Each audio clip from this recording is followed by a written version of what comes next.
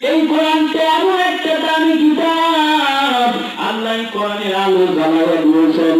ভারতের জমিনে শত শত মাদ্রাসা জ্বালায়া দিল, পড়ায়া দিল, কোরআনের আলো থাকবেই না, আলহামদু থাকবে না, আলিফ থাকবে না, বা থাকবে না।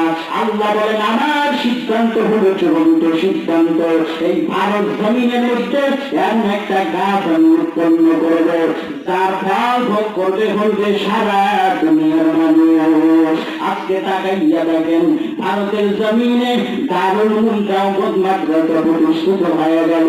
এই মাদ্রাসা শাখা প্রশাখা বাংলাদেশের হাটহাজারী পটিয়ার বগুড়া জামিন মাদ্রাসা, যাত্রাবাড়ি বসুন্ধরা মাদ্রাসা, এমনকি বাংলাদেশের প্রত্যেকটা গ্রামে গ্রামে গ্রামে গ্রামে মাদ্রাসা হয়ে গেল। বন্ধু, এই কোরআনের আওয়াজ বন্ধ করতে পারবে না, বরং যারা এই কোরআনের আওয়াজকে বন্ধ করতে